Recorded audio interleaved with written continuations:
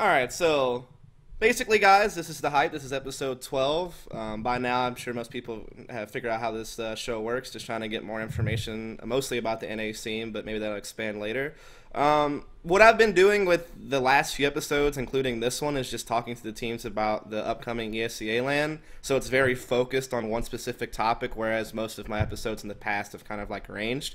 I also want to preface that by saying that episode 8 of the hype was also with Steel, because he's the only person in iBUYPOWER who wants to talk to me, apparently. And it was really in-depth. Like, it was almost 2 hours long, and we went through Steel's entire history of Counter-Strike for the most part. So, basically, I feel no need to go through that again. Just watch episode 8 if you want, like, some really in-depth information about Josh as a player and his history in CS and stuff like that. But this show is really just going to focus, like I said, on the upcoming ESEA LAN, as I have done with the interviews I did with Simphus and Lucky, which were episodes 10 and 11. So, first of all, the way I'm going to open up this interview is actually the same way I opened up Simphus's interview, because I feel like both your Interview? teams... What? You said interview, but it's okay. I'll forgive. I said interview. Okay. You're trying to stir the pot for Not no crying. reason right now. That's what you're doing. I see where this is headed. I see exactly where this interview is headed. We're not gonna go there just yet, though. You Okay, gotta at okay. least give it a few minutes before you try All to right. stir the pot. All right. All right. So I'm gonna open this up kind of the same way I did with Simphus, because I feel like you have like a similar story in the sense that you both came off a big roster change. Yeah. And I feel like this is going to be like a mirror question. It's almost exactly the same thing I asked Simphus is, first question is, how have the adjustments gone since the roster change? Obviously, you were part of the roster change, so you don't maybe really know what was there before you joined. But maybe you can at least tell me like how things have been going on the team since you and Swag joined. How have roles changed maybe? How's the chemistry? How are personalities meshing? You know, you've been together for a while now, so how's it going? I think it's. I think we're finally almost getting there. Hopefully in time for the ESEA LAN. Hopefully, like maybe after the first game against Gaming, we finally get to our point. It hasn't been too difficult to kind of mesh in. I think I had the most troubles out of everyone on the team. I think everyone else sat basically like fell into place easily. Myself, though, I mean, I was transitioning from an opera in Europe from an aggressive player. Now I'm taking more of like a less aggressive rifle role. I don't think my rifle's as good as it was in Source, that's for sure. So I think I'm having the most individual like struggle from anyone on my team, but I think as a team we're getting to the point that we want to be uh, fairly quickly. I think we're getting there. I think it took a lot longer than we had hoped, or at least a lot longer than I had hoped, but I think we're at the level that we can actually be satisfied with our skill. So what are the actual roles on the team now? Like that between you and Days and stuff. So going into this LAN, where do roles sit right now on your team? So right now, Daze is in-game leader. I'll help him not so much in practice, but like when we actually get to real matches, I'll help him with suggestions, make sure that he's as a strat caller, you never want to get locked in on this like one wavelength. You always want to be thinking outside the box. You never want to just stick yourself in a situation where you're just like thinking one way only. So I'll help him, reassure that he's calling the right strats, give him suggestions if I see there's a weakness in the enemy's whatever setup that they have. But other than that, I mean, Brax Swag, he's the lurker role. He's just kind of cutting off rotators, trying to make a play on his own. He's kind of like outside of the strat. Sometimes we'll include him, but most of the time he's just there. He's doing his own thing. If he can make a play somewhere, he'll tell us, and then we'll react off of that. But for the most part, it's like a four-man squad, and then he's just like do whatever the hell he wants to do. He's doing it. Yeah. Skadoodle, he's our upper. So he's the guy that's going to be going around for the picks. Counter-terror side, he's going to be kind of locking down, getting opening picks, make it a 5 versus 4. He's that type of upper that's just going to go out and shoot you. Other than that, I mean, he'll set up some strats with some smokes and flashes for the rest of us to go in with rifles. That means that DaZeD and I will kind of be the entry guys with rifles on the team, and then AZK is the last player I haven't spoken about. I think AZK and I, on some maps, we switch off. So on some maps, I'm the entry guy, and he's kind of like the second lurker support role, and then on other maps we switch roles. Just the way it worked, he was more comfortable doing it on one map. I was more comfortable on another, so we kind of like switched off. That's how it worked out. Right. I think your team's the most interesting, and you can like correct me if I'm wrong. I feel like people never correct me when I'm wrong. They're just like, go like, yeah, we'll go with that. Oh, I'll Okay. I feel like your team is the most dynamic in the sense that almost all of you can almost do everything. Like almost everyone on your team can pick up a sniper and be fine with it. yeah. Like we've seen Swag do it at times, we've seen AZK do it at times. Obviously, Skadoodle. Obviously, you've picked it up at times. I guess Daze is really the only one that doesn't pick up the sniper like regularly anymore. But my point is you had that ability to throw a team off because they'll be like, oh, well, Swag's their lurker role, but then all of a sudden he has an op on the other side of the map, and you're like, what? Like I feel you guys are really cool in that you have so many different things that you can do like with all of your Yep. players. So, because like I've seen you lurk before by yourself on one side of the map while Swag's like been part of something on the other side, and it catches people off guard sometimes. So, I just think it's kind of neat, like how versatile everyone is on your team. I think that's one of the reasons why you probably do have such an edge. Yeah, and I think it would become more prevalent on CT side during an actual match as opposed to practice. It's not something that we practice. It's something that we'd have a feeling and would say they're doing this, I'm gonna do this, and then everyone's like, oh, okay, okay, okay, and we react off of it. It's like if I think no one's really in the mindset that we have to follow Dave's word to like a T. I mean, obviously, when he's calling a strat, you can do that. You have to do that. But when you're at the beginning of a round and you have a feeling and you say, "Yo, Daze, they're doing this. I'm going to do this," he'll be like, "Okay, okay," and then he'll kind of set up everyone around it. So I think having everyone give their own input is definitely beneficial when it comes down to matches, and we can all make plays. I mean, Brax with an op. I sometimes pick up the op or auto sniper now, so it helps out. The scum weapon. Scum weapon. Scum weapon. Even I'm good with the auto sniper, so that has to mean something. It's pretty ridiculous. Besides the CZ, obviously that gun.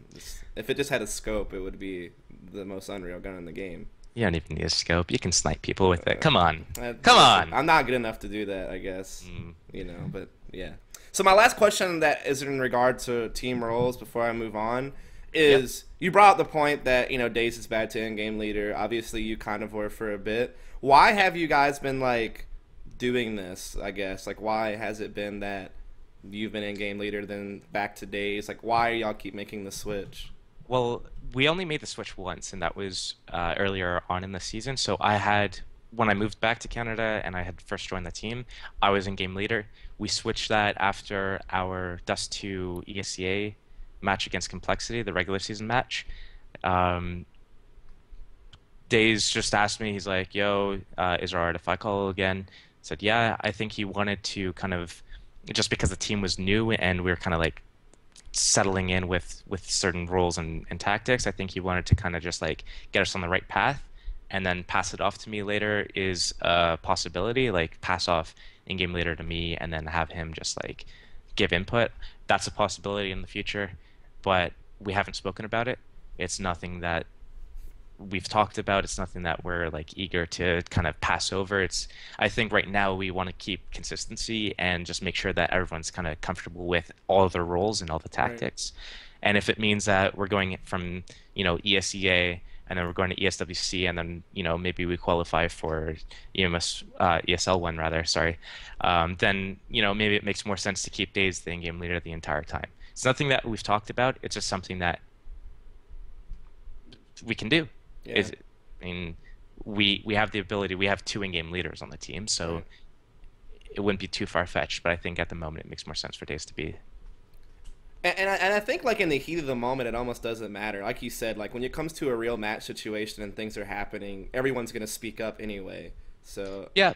The other thing is on CT side, like I play more of the anchor role and DaZeD plays the rotator, so it makes more sense for him. He sees more action than I do on CT side. He should be the one that kind of calls for rotations and setups. He sees more than me, so I mean it makes sense that he's calling on CT side anyways. right on.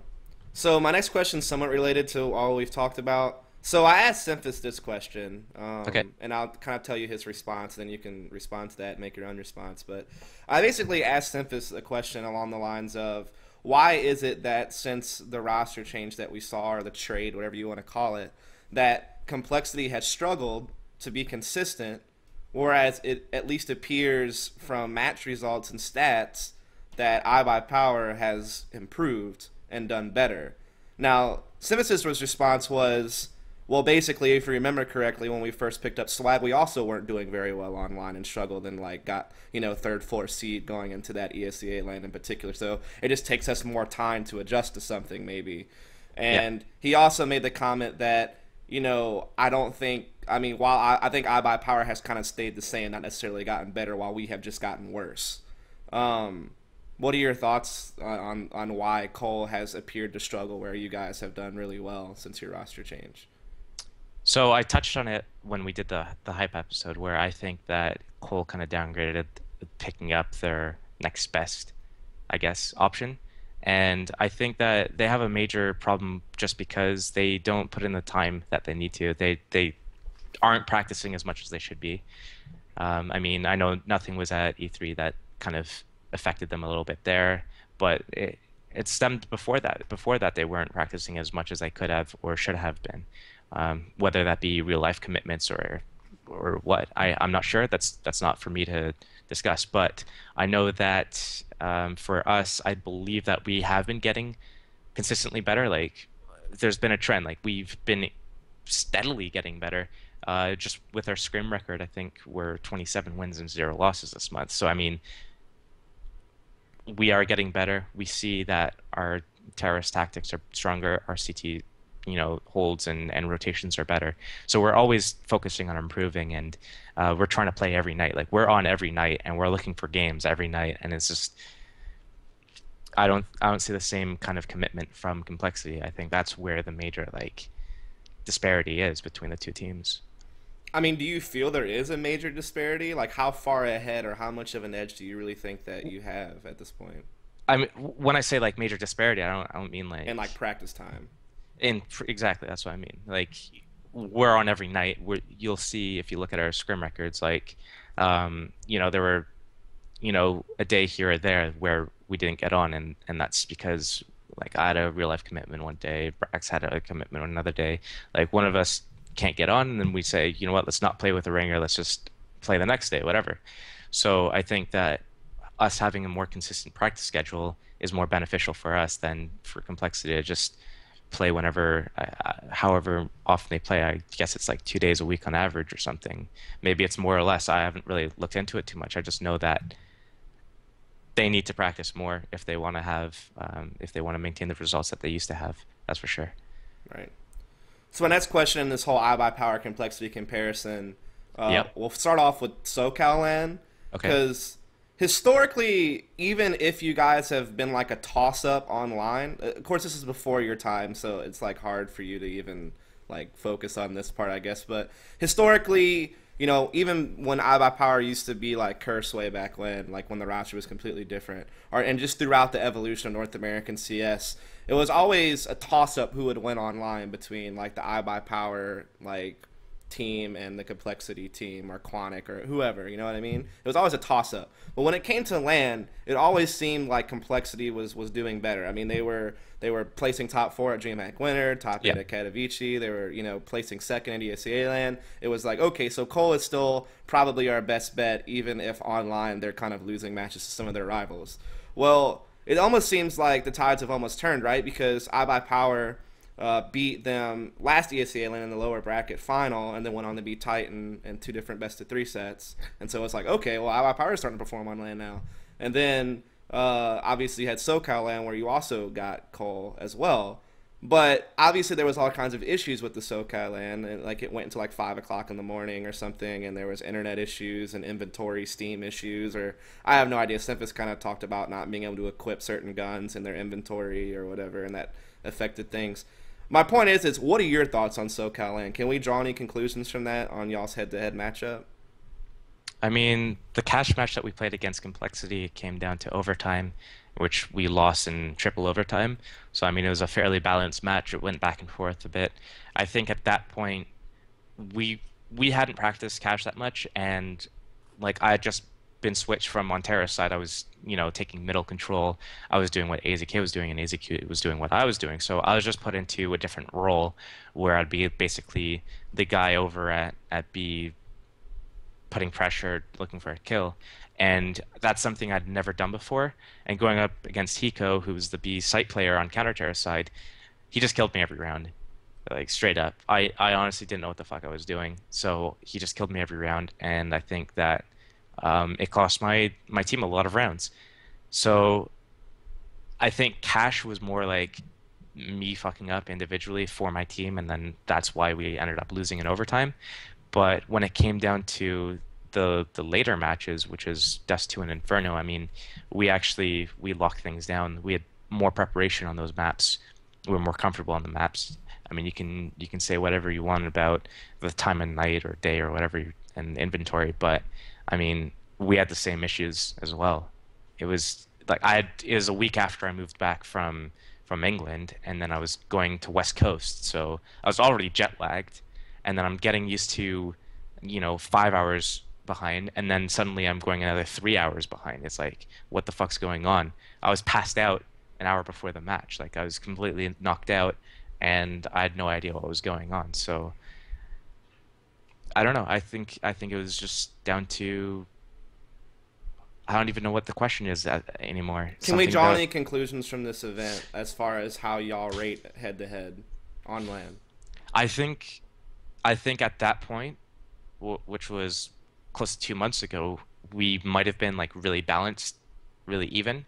But I think now, just because we've been playing more, I think our level would be beyond theirs for Okay. sure. So I guess you kind of already touched on this, but I always ask this question: is like how have your preparations gone for the event? Like I know you said your scrim record's really good, but other Yeah. than that, just how has practice gone in general? I guess.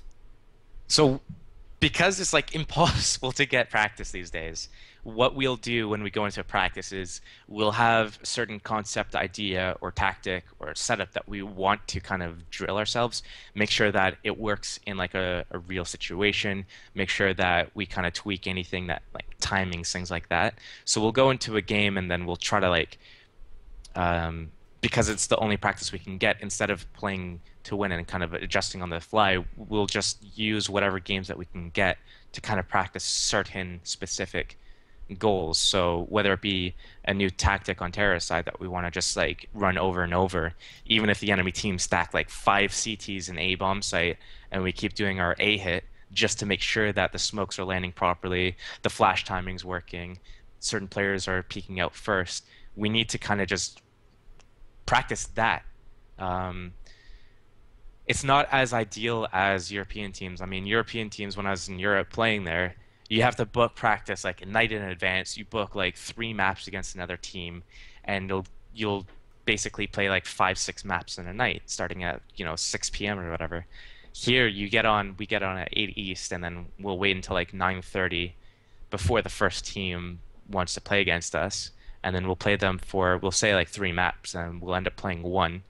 We won't play out. It'll just be like 16-5, and then that's it. So we don't even play like a second half properly, and then we'll try to find another team, and then we have to basically coerce people to better dealing other teams. It's like if two teams have practice set up or whatever, they promise to play each other, then it's just like, well, why are you playing those guys that are in open? Why don't you play us instead? And then they'll say, well, you're too good for us. It's like, well, what? How are you going to get better playing open people? You need to play the best opponents possible. So it's a real struggle for us. It's definitely not easy to prepare, but we're making the best of a bad situation, I believe. Like just trying to focus on what really needs fixing as opposed to playing just to play. I hate playing just to play.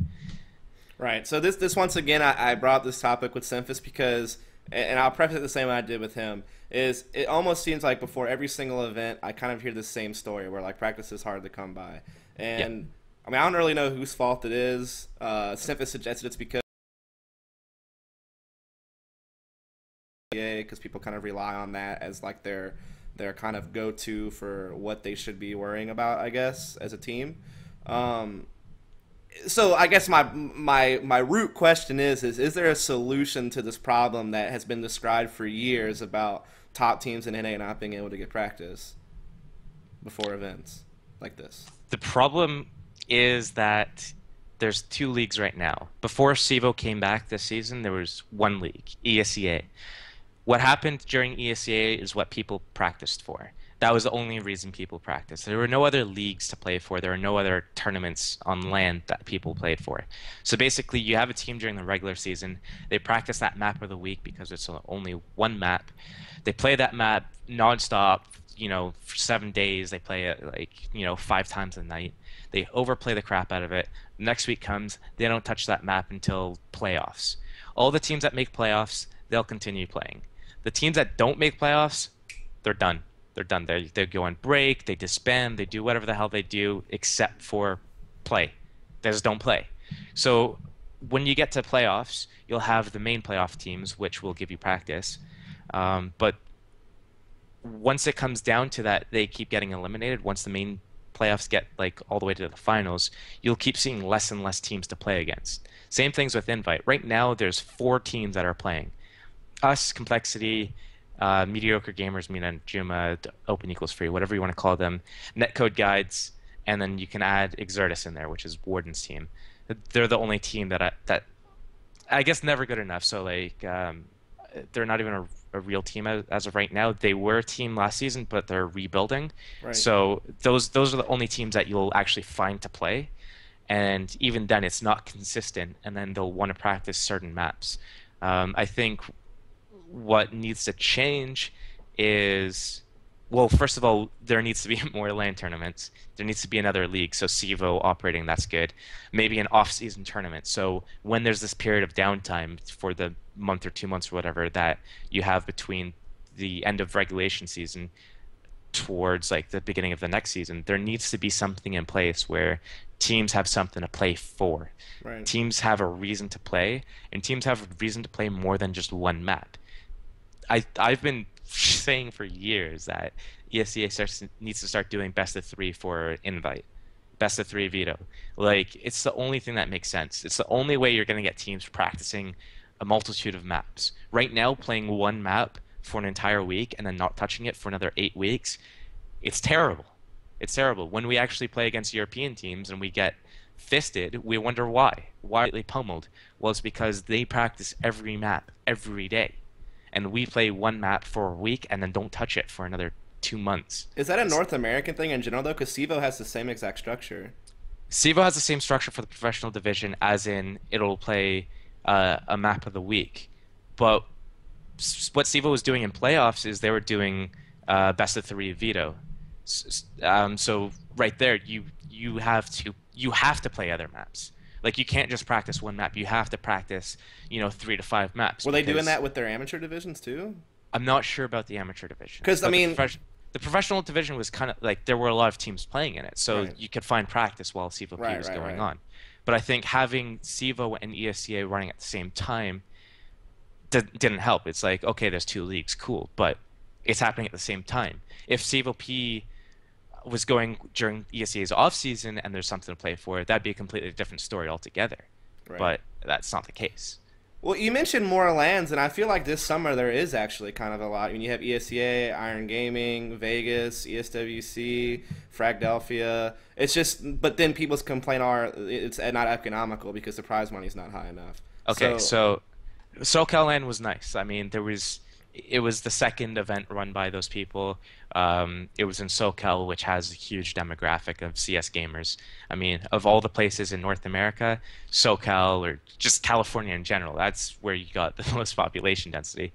This past weekend, there was an event. It was a small event in Toronto. But when you actually look at the events, I mean, this one that I went to in Toronto, it was 8 teams for the CSGO competition. It was first come, first serve. So the first 8 teams to sign up got the spot. So you saw a lot of people that were kind of casual gamers, didn't play a whole lot of CS. Like, one of the teams we played against, some of the players had 10 hours total in CS go. So that type of thing, I mean, it's nice to have. It's a fun experience. You have casual gamers who are PC enthusiasts. They want to go there, check out the new prizes and stuff, but they don't have.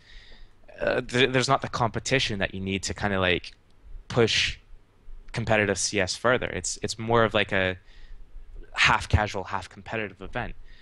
You have Irongaming.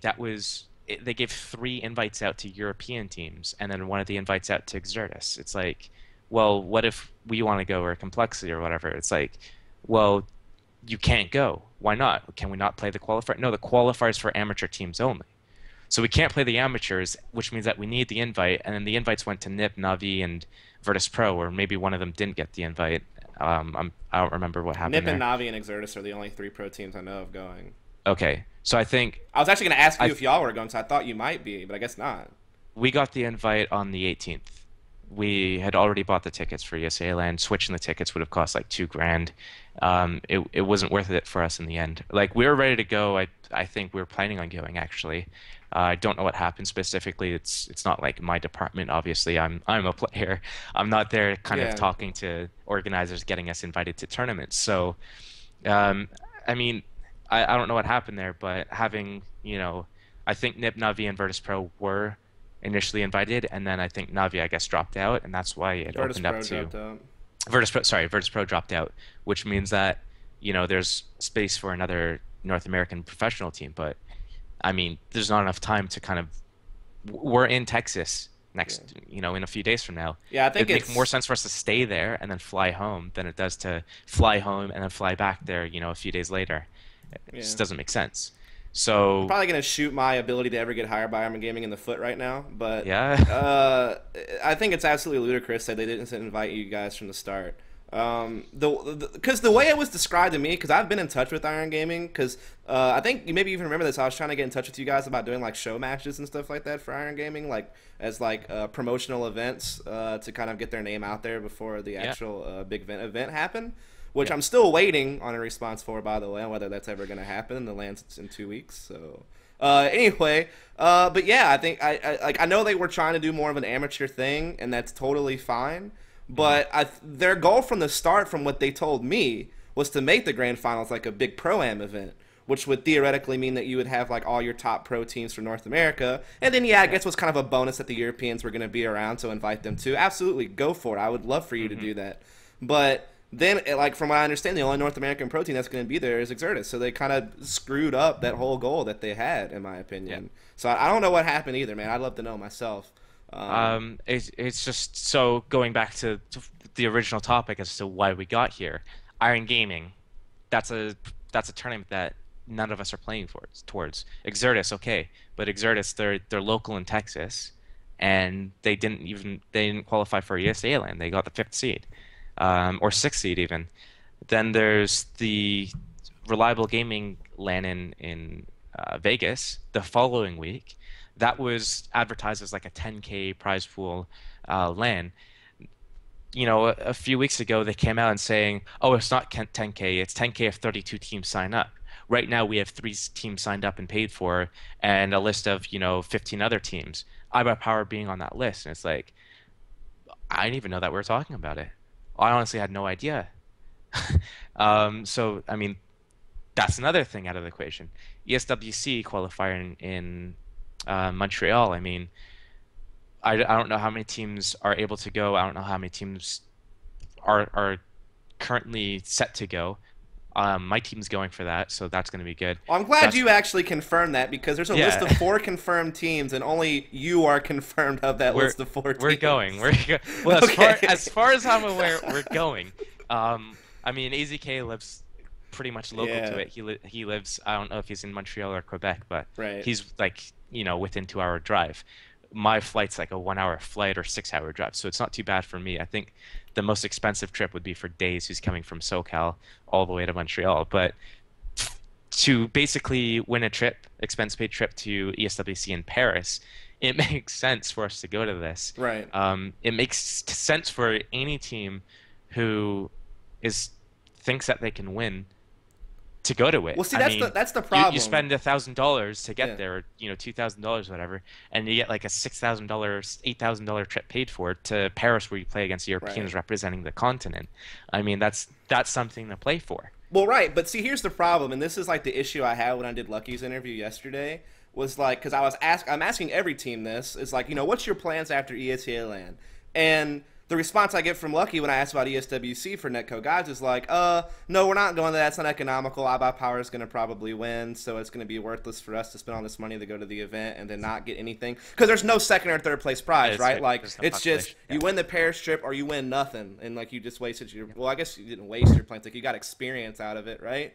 Yeah. But and I guess maybe just there's not enough sponsorship dollars for North American teams to afford a trip like that without going on their own dime. I don't know. That's probably maybe another issue that we could talk about, but not in this episode. Mm. So yeah, I mean it seems like a reason why people aren't going to the CSWC qualifiers because they feel it's not worth the investment because they're not going to win. But why would you have that mentality? I don't know. You tell me. Is that the right Why are you thing? asking me? I'm the most arrogant player in this continent, besides maybe Semptis. So, like, What would you say to teams like that? Would you be like, no, it's still worth it for you to go, or I mean, are they right in that it's not economical, or I mean, what? it depends on where the teams, like, if the teams are completely American based and it's, they're traveling internationally and it's going to cost them, over 2 grand to get there, and then they're just going to conk out, dead last. I mean, obviously it's not going to be worth it for them. But if you have a team that's like 3 players are local and 2 players are coming in, or not even local, but like 3 players are, it costs them maybe $200 to get there or whatever, and then you have, if a couple other players that cost, $400 to get there. I mean, maybe it's my old-fashioned way of thinking. I've gone to events where it wasn't economical for me for fun. I've gone to Texas for a local LAN. I've gone to Montreal countless of amounts of times with complete pugs. Like, not, I was the only like half decent person on the team. I've gone so many times to that, where I just don't even think twice about it.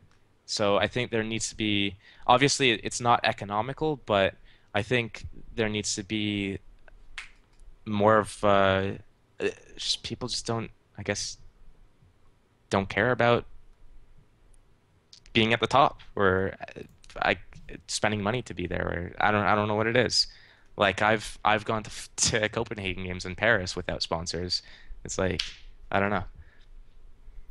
All right, let's get focused again, like on Okay. an actual question, and like Get on the questions, I love guys. the Get on the dialogue. damn I love the questions, guys. dialogue, but let's get the Hit me question. with hard-hitting I don't, ESEA LAN questions I don't right have any now. hard hitting ones, but how do you feel about your first matchup against Overgaming? Because that's who you know for sure you're going to play first. So how do You you feel feel, that? well, I haven't talked to the rest of the team. I feel very confident in that matchup. I'm happy to acquire the first seed in North America so we can play um, the fourth seeded European team, which happens to be Overgaming. And I feel like we should be into the second round upper bracket fairly easily. So it's just like a 2-0 sweep for you, in your I believe opinion? so. I hope so.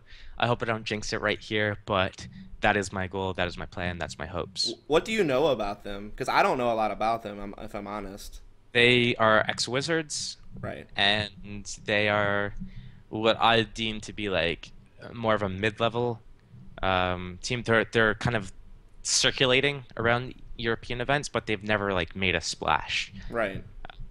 So they're like mid-level. They have a sponsorship. They appear in events here and there, but they've never actually Right. had solid results in anything. Yeah, besides Valencia and then them winning like EPS Spain, which is a domestic event, and then I guess they won ESEA Intermediate EU last season. So other Yeah. than that, I don't have much on these guys other than people saying that like Musambani or however you say his name is like really good, but I don't know. I mean, so that's why I was hoping maybe you had more information, but it seems like you're kind of telling the same story that they're kind of like off the radar, so to speak.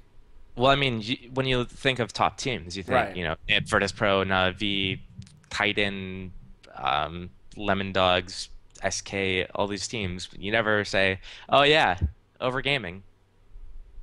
This is not a thing. I hear what you're saying. You don't rank them up there. So Right. for us, like being, arguably the number one team in North America, to be scared of a number 4 EU seed, which is Overgaming, they weren't even fourth seed. They're like seeded seventh or whatever. I'm pretty sure they were like dead last in the league.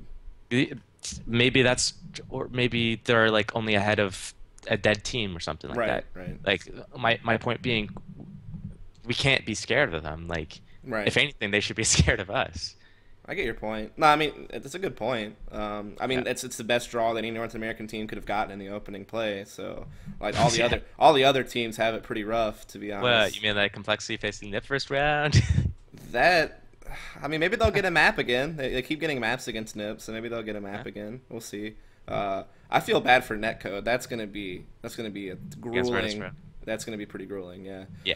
Um, so with that, we know that you're playing Overgaming first. You feel like you're gonna win that 2-0, move on to the second round of over bracket play. Yeah. Once we get there, I guess we don't know for sure who you play yet until the All Star game's over, and we figure out like where you're at on the bracket. No, Is that well, wait it's set in stone. It doesn't matter. The only thing that changes is when we get seeding? when we play against NIP. That's the only time Right. that matters. The teams playing against the other teams, that's set in stone. That will never change because if Europe wins the All-Star game, they'll move up a seed and we all move down a seed. So it's still the same matchups. Right. Four still Okay. plays five, one still plays eight, two still plays seven. It'll stay the same no matter what. So, who do you predict you'll play next after Overgaming then? So it's Netcode versus VP in our Okay. setup bracket. Okay. So VP is most likely going to beat Netcode, which means that we'd be playing against VP in upper brackets round two. So, how do you feel about that matchup then? Um, of all the matchups we could have, that would be the one that I would least want to take on. Like I'd rather play NIP than VP. Everyone knows how NIP plays. Everyone knows what to expect from NIP. They are a very solid team. Obviously, they're the best team in the world. Why would I want to play against the best team in the world? Because everyone knows exactly how they play. They're just really damn good at it, and they capitalize on your mistakes. I'd rather go up against something that I know how to stop than Virtus Pro. Arguably, top three team in the world at the moment. They've kind of been on a downward trajectory, but not as kind of predictable as Navi, sorry, as NIP. They have a mixture of tactics and like raw individual skill where they can just run in and out aim a team. So you don't necessarily know what you expect from them. You're not as prepared against them as you are against NIP, and they're just as threatening as NIP, in my opinion. So when you weigh the two options, I'd rather play a team I'm more familiar with, i.e. NIP, than a team I'm not familiar with, i.e. Virtus Pro. But it's gonna be difficult. I think I think it'll come down to the map betas for sure. I think if we get the maps in our favor, I think we can win it. It's not going to be easy. It might be a 2-1. I think if they get the maps in their favor, they could take it 2-1. But I'm not giving up without a fight. If we want to win the entire event, we're gonna have to play Virtus Pro. And you know what? If we get through Virtus Pro, it's gonna be that much easier to make it to the finals of the event. So, you know what? I'd rather Navi or Nip be there, but let's go. Right on. So, I mean, is there any special preparations like as far as your like? So, say like you feel pretty confident you're gonna wind up playing Virtus Pro. Mm. Does that mean that there's like special preparations in that regard, or is it like no, we're just gonna play our game like type deal? Um, I think all of us have a certain idea or understanding of how Virtus Pro plays. We haven't kind of come together as a team and said, you know what, let's watch some of their demos and kind of anti-strat them or kind of figure out what they do on certain maps.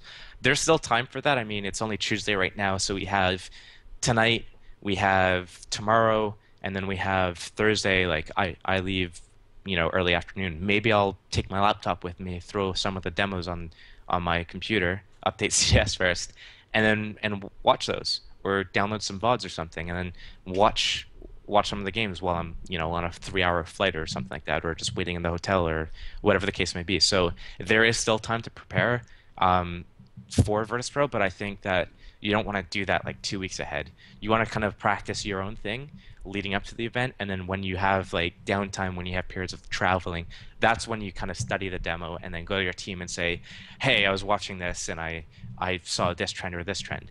Now, I haven't personally done this much, like watching demos much before. I've done it, on a couple of occasions. I think my teammates do it way more than me, but I think this is the time that I should probably start doing it, Right. especially if I want to not completely suck. Right. So what? Okay. So this is going to be like a question with a preface to it. So obviously, the other two EU teams you might face against would be Nip or Navi if you keep advancing to the upper bracket, or even if you get knocked down the lowers, you would maybe run Yep. across one of those two teams.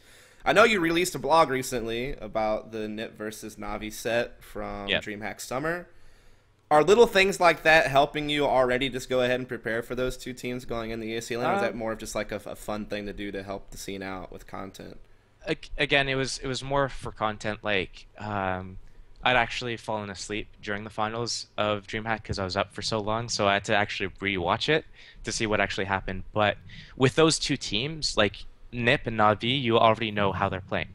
Navi, any map you give them, they're gonna play the same play style every time. Slow, methodical, work for picks, try to out aim. They're doing this every time. Any map, train, they'll walk around, they'll go for like picks on upper inner, they'll walk out mid with guns and just try to shoot people. Inferno, they're doing the same thing. Dust 2, they're just walking around going for picks. So you know how they play on every single map. Maybe, watching them here or there, you can find out little things that they do, but for the most part, Guardian's their opera. He's going to be playing the op spots. He's going to be really nuts at hitting shots. Nip, on the other hand, you know exactly how they're playing. Force is going to run around and one-shot you. Friber's the entry man. Fiflaren's the opera when Force isn't. Get Right's going to be going around lurking. You know how they play. It's the little things that you can find in their like little patterns that you can find when you're watching their demos. But Virtus Pro, they do so much. They can do the Navi Nip style of walking around and killing you, but they also have the full execution based style of play where they'll you know, throw a bunch of smokes and flashes at you, come out from two different angles, and then completely plow you.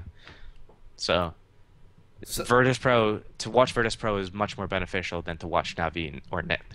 right. So, in that same topic, then, is you've already kind of talked about how you think it would go in a head-to-head matchup with Virtus Pro. If you do wind up going head-to-head against a Navi or Nip, how do you feel your chances are? How do you feel things would go? I think it comes down to the same way as how we'd face up against Virtus Pro. Map veto is going to be huge. I think it's incredibly beneficial that we have the home seed because that means that maps will more likely than not go into our favor. Now, the All-Star game, hopefully North America wins, so if we beat Virtus Pro and we match up against NIP, we'll have the home seed against them as well, number one seed versus number two. Um, and then I think it comes down to winning the pistols, honestly. Winning the pistols and then minimalizing your mistakes. I think against Navi we should be fine. I'd be more scared of Nip than Navi. But it comes down to winning the pistols and minimalizing mistakes. Simple as that. So moving away from the EU team matchups, we'll move to the North American ones really quick. Obviously, we've Okay. already kind of brushed on like you versus Cole and how you rate head to head. Yeah. But if you combine all the information we've already shared about you versus complexity, if you do wind up meeting head to head at ESEA LAN at this event at some point or another, Yeah. how do you feel it's going to go? I'm fairly confident that we'll 2-0 them, to be honest. We have more preparation than them. I think we've kind of like I've now more adjusted to my role than I was at SoCal LAN, where we narrowly lost them on cash and then won two other maps, 16, 12, 16, 13, I think it was. So I think us as a team, we've come together a lot better than Complexity has as a team. And ourselves as individuals, we've been putting in more time into CS. I mean, with the exception of Hiko and Semphis, obviously from their team who actually play consistently. Hiko's, daily stream routine. He's actually playing every day. Semphis is playing every day with ESCA insiders, things like that. Um, but my entire team, like all five of us, we play every day, and more to it. Instead of playing individually just by ourselves, which we do as well, we play as a team every day, or almost every day. I mean, take away the weekends, we won't be playing Friday, Saturday, but Sunday through Thursday, unless one of us has a personal commitment, we're playing together, improving together, building chemistry, building new setup strats, whatever. So So, even though you think you're going to beat Cole, I mean, if there's Mm. any other North American team that's going to be successful at this event besides yourselves, is it Cole, or could we get shocked and could a team like Netcode or OEF like make something crazy happen at this event, you think? I think OEF doubts themselves more than they should. I think that they are a lot better than they think they are. I don't know why they think that they're going to get completely just annihilated and come into like dead last place. They shouldn't. Like even if it's Deborn and Kanji's first CS:GO LAN, they have the leadership. They play enough. They have really good rotations on CT side. I think that they'll have a chance to upset a team or two. I don't think they'll come dead last. I think maybe we'll see them hitting up fifth place instead of seventh, eighth. And that's a big difference. It is a big difference. And I think they don't give enough credit to themselves. I think complexity, they still have a chance to do well. I think that obviously they're not as prepared as they could be, but I don't think they can win the event, not in their current form. I don't think that they'll be able to beat us. So, maybe it come down to them playing Virtus Pro and they come third or fourth. I think they still have the potential for top four. I don't think that they're completely out of it. I just think that they need more preparation. I mean, I think we need more preparation. I'm hoping to make the finals, but I mean, making the finals and winning the entire thing, they're two different things completely. I mean, you've seen Virtus Pro, Navi, and NiP all being in the finals of the last few like massive tournaments. DreamHack, Right. we saw Navi NiP. EMS One Katowice, you saw VP NiP. You've seen Virtus Pro Copenhagen games against NiP. Like those teams are making the finals. They're accustomed to being in the finals. Our team isn't.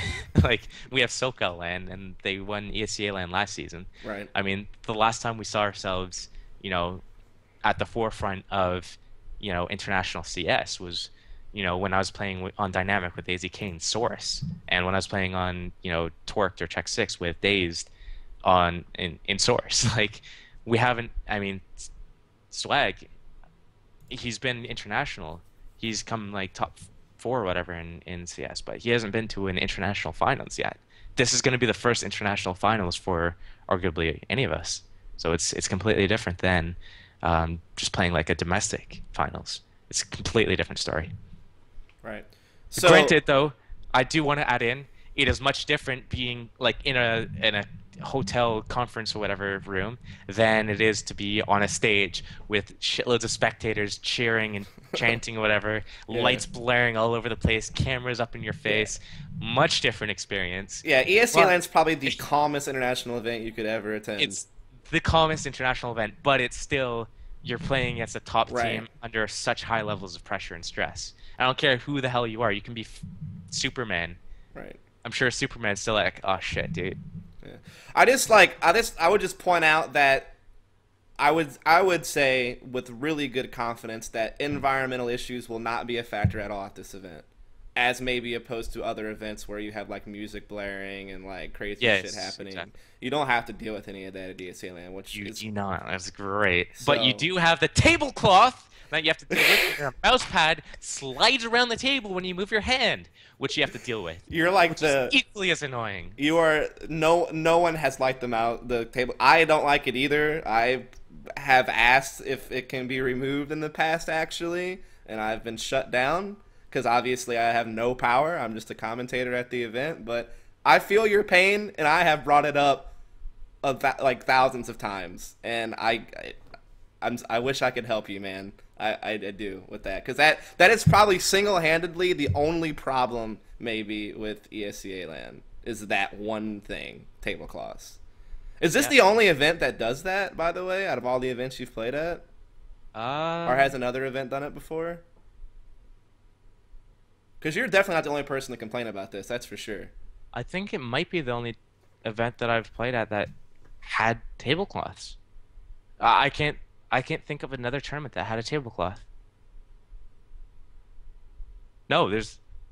It's the only tournament. It's the What only did they tournament. tell you whenever you asked about like the tablecloth? Like, what was their reasoning behind I it? said, "Can I Is it take the it off?" hotel or I is said, it ESEA? "Now." I think it was the wood or whatever material that they have underneath the tablecloth when they're taking pictures, things like that. Really? That's their reasoning?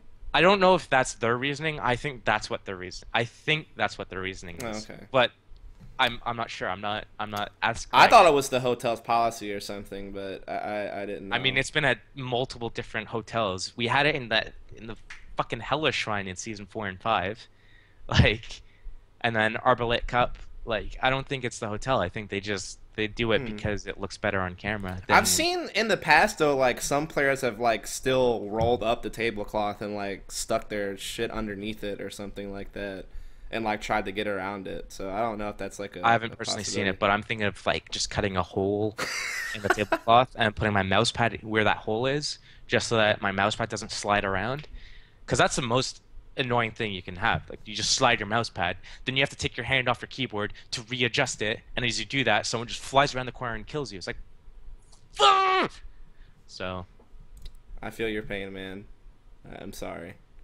So after ESCA, well, what is your overall land predictions? I guess I ask this every time. It's a stupid question because every team always hopes that they're winning, obviously. But if you could be 100% objective about it and like separate yourself from your obvious role in this tournament, how do you think like what's realistic as far as how this event's going to turn out? um, I'm gonna remove my team from my prediction. I don't know. Like I'll obviously say we're gonna land first. Who expects anything other Right, than right. that from me? Like obviously, any interview of me you watch, I'll say I'm coming first. You gotta So have that attitude, I if think. if I remove myself from that, I would say Nip Navi. That's your one, two. Um, not in any particular order. Oh, okay. I think actually I think Nip will be on top again. I think Virtus Pro definitely had the edge with that crowd at Katowice, and then I think okay, I think it'll go Nip Navi. Sorry, Nip VP rather. Nip VP, not Navi. Nip VP, Complexity, Navi, Open Equal Free, the rest. Um, no particular order. Netcode, Overgaming, I guess it is. But you have complexity over Navi. Okay. I think I mean, the rest. I agree with that. That would be my I rankings think too. I think it can. Yeah, I think it can happen. Because I mean, I don't know, like CIS teams. It feels like North Americans have been able to kind of conquer them. Like you know, it was what complexity versus. Well, now it's Hellraisers. At the time, Astana Dragons at Winter. They beat them two Yeah. one in a best of three. So I just feel like you kind of know how to play against that kind of play style. I guess is kind of what we were talking. That's what I was talking about with Simphis in that interview. So Mm. I like your land predates. I'd probably agree with that almost 100% if you take yourself out of it, obviously. So after ESDA LAN is over, what is next on the schedule for you guys? Do you think ESWC? I guess you confirmed that. ESL LAN, ESWC, um, it, Cup on July 19th. No, that's July 12th, I think it is. Where it's just an online 1 day cup. There's 4 teams that qualify through and 4 teams that were invited. My team's one of them. So we have that we have to play for. ESWC, we're not doing Irongaming. Obviously, we're not doing the Vegas one. So I think the next thing is to figure out How do you how teams qualify for qualify ESL One? for Yeah. ESL One.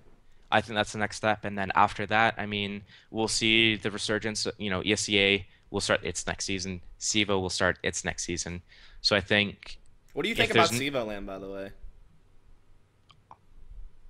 when we're talking about economical things, what's economical? I don't think that's economical, to be honest. Well, I I think don't, it's economical in the sense that if you go, you get to play two events because it's PAX and it's Sivo at the same oh, event. is it PAX and It's in two that case separate then? events, so you get to play two Oh, lands for the cost of like one I trip. I completely um missed that. That was So so smart of Sivo, by the way, to do it that way. that's good then. I honestly didn't know that it was 2 separate events that you could compete in. I thought it was just SIVA finals at PAX East or whatever. No, So yeah, that would make sense then.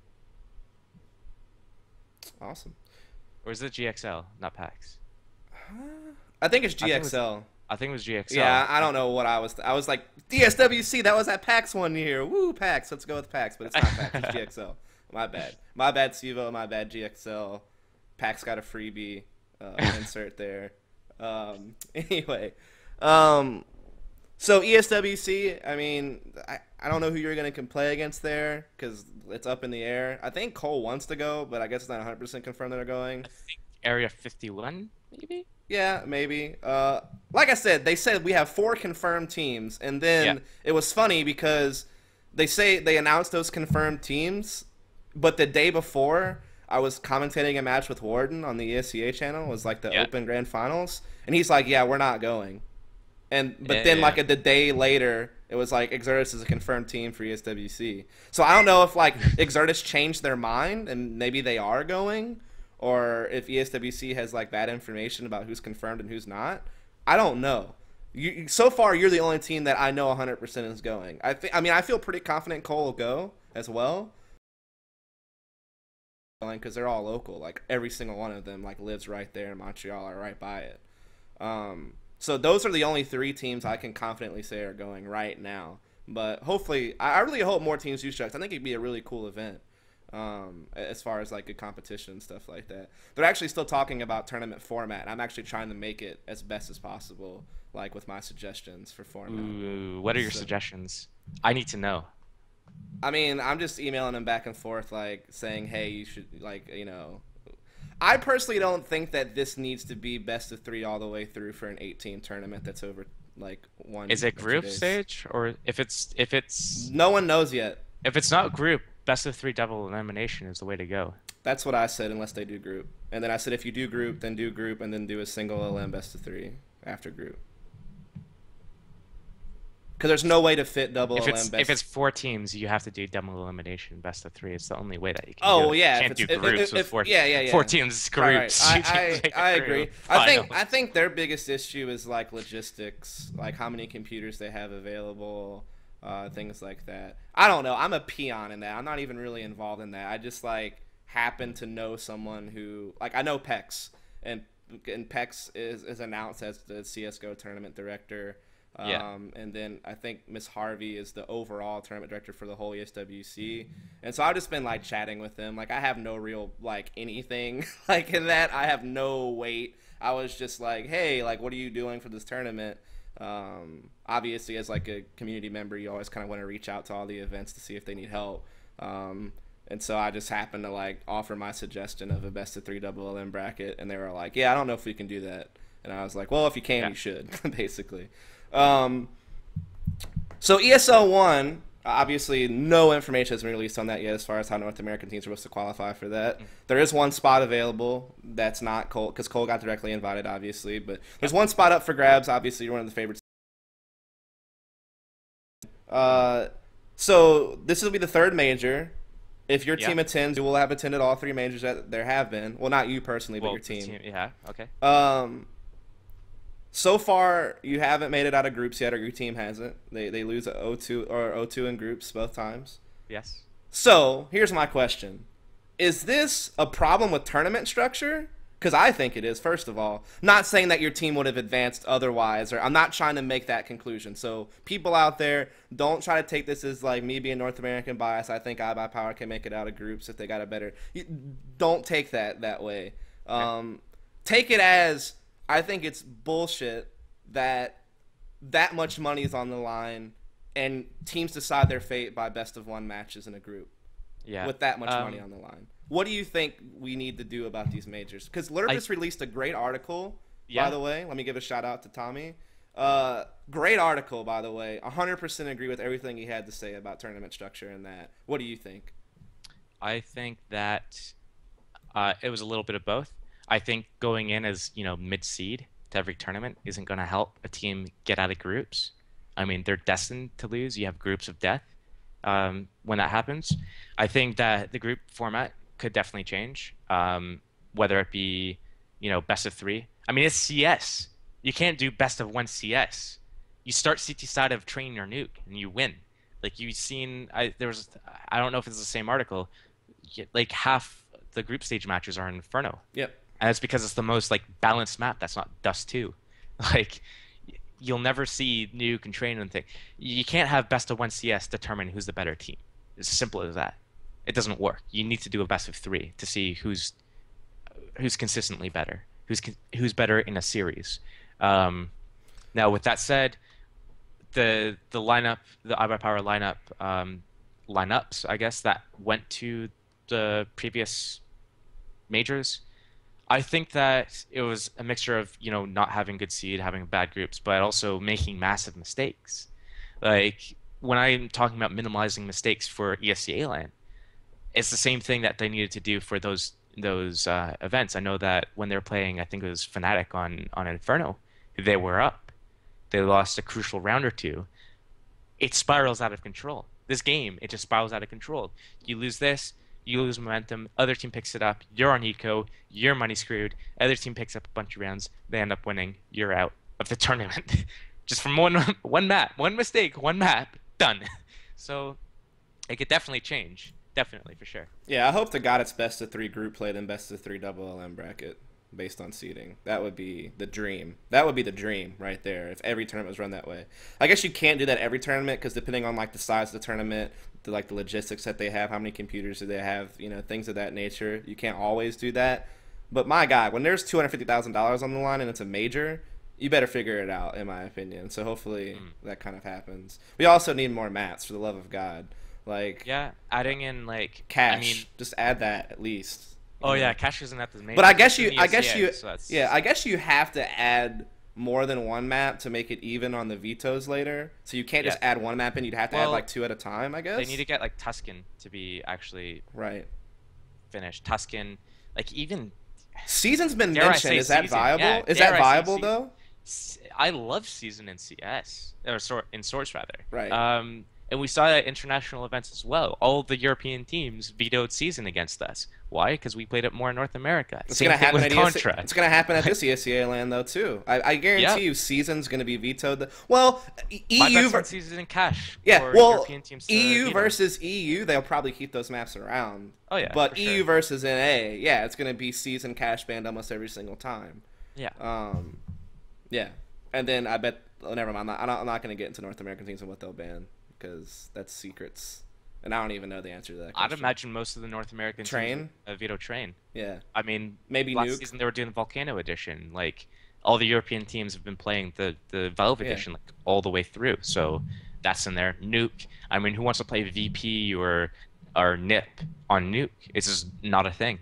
So I think it comes down to the matchups, but I think definitely Train and possibly Mirage, because Mirage last season was also the CE version. So those are the 2 maps that Europeans. I think North American teams besides yours just don't favor Mirage in general, unless they're against each other. Like against an EU team, Mirage is tough. Like I think playing VP on Mirage, ow, like that would hurt any North American team. Yeah, that's like the best map. Yeah. Same thing with. I don't know about Navi. Basically, my LAN prediction is we're going to see a lot of Inferno. That'll continue that trend. We'll see a lot of Dust too. And that's what I think. We'll see though. Yeah. So I wouldn't be surprised to see Cash, to be honest. NA versus NA, yeah. I don't know NA versus EU though. They'll probably veto it. The EU team would, like we already said. But yeah, I think NA versus NA, you'll see a lot of Cash played too. Actually. When was the last time you seen Navi play Nuke? Do they play Nuke? No, they pretty much hate Nuke. So, Nuke or Cash. That's like the lesser of 2 evils for them, probably. Yeah. When it comes to veto, so we'll see. Now I had this question on here too because like I had like a template for how I want to do, kind of like HLTV did with all their interviews. I had like a template of like questions, and then I kind of like had that template. Then I just kind of added in questions that were team specific. So like the last question I really have, because I think we've covered everything pretty much now, is just, and I think this is dumb for you guys because I feel like I know the answer already, but how stable are you guys right now?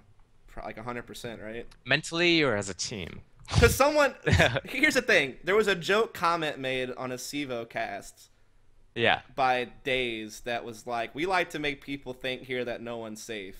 Like, and it was kind of a joke about being It's because I said, I still fear for my life. I think I'm going to get cut. So, they know. But jokes aside, I mean, the roster's pretty stable, yeah? As far as I'm aware, like, realistically, I'm not the person you're going to want to talk to, because if anyone's getting cut, it's me. That's a question you'll want to save for DaZeD, who I've heard from you, and actually from him after the fact, that you won't get an interview from him. Yeah. So The that makes interviews things a from bit. Daze are hard to come by in general. We were able to get it Yeah. from him like post ESEA LAN victory against Titans. I think he was just like in a surreal state and just was like, yeah, sure, like type Yeah. thing. But otherwise, interviews are hard to come by with Daze. If you want to ask him questions, just go to his stream. Even though he hasn't streamed in like a little bit, but you've kind of taken Um, over the nighttime slot, man. Like yeah, I you know. and He's trying to get me Shroud. on the daytime slot, but like, Then you got to compete with the Heeks. yeah, I don't want to go heads up against Hiko. So, By the way, that's another good thing. It's like streaming has been so much better for CS:GO lately from player POVs. for It sure. used to be that like no one was doing it except for like Shroud, and then I guess if like well Summit did it, he was like one of the Um, first. But now you just have Heeks in the remember when I morning, was doing it in Source, man? huh? I was streaming in Source. I was struggling to get like 200 viewers. Yeah, Like now it's just taken off entirely. right. So So, you got Hiko guaranteed almost every morning. You got a Dren, you Shroud guaranteed almost every night. Um, yeah, man, it's pretty great. How is your stream going? I mean, it seems like it's going pretty well. What are your thoughts going forward with your streaming career? it's doing well. I haven't streamed in a few days because well, I mean, I streamed when I was at the Toronto event, the local Toronto event. But besides that, I mean, this close to LAN, I think I'd rather focus more on the game than, stream and play whatever games I'm playing on stream. You probably know better than other people do. I'm not exactly myself when I'm streaming. I'm a completely different player when I'm playing with my team. So I'd rather just like focus and actually make sure that I'm playing properly and work out any mistakes and work on my aim and things like that without the pressure of stream or without the computer losing FPS while streaming, things like that. It's just easier to play without streaming just because bullets register. You don't have problems with the internet. You don't have problems with frame drops. So I'm just kind of taking it easy until after ESELN, and then after ESELN, I'll stream again. Right on. So, are we gonna see more content out of you, like kind of like you did with the whole blog thing with like Nip Navi from DreamHack Summer? Like, what plans do you have for content? Because here's the thing: on Reddit, there's always a calling for more content for CS:GO. Other Yeah. games have shit tons of talk shows and like other articles and stuff like that. And pretty much besides live match commentary, all CS really has is like podcasts, like the live Twitch streams of player Yeah. POVs, and then I guess this show. hmm Um, Um, what do you think? I mean, I'm going to be starting to do like, I guess blogs are a thing. What I'll try doing is doing more like content on my YouTube channel, which I just like kind of created. There's not much up there right now, just some stories about like Kate Edge or whatever. Um, and then, I mean, streaming more, I'll do like live lessons on stream, whatever. Just like a 15-minute, just quick tutorial on something when there's a period of downtime on my stream. I'll start doing videos for netcode, so I mean that's obviously not open to everyone. It's only subscribers of netcode, so they'll see videos from me. But in terms of free content, I'll just keep streaming, and I don't know. I don't know. Maybe I'll have something in mind, but as of right now, just kind of focusing on events, LAN, tournaments, things like that.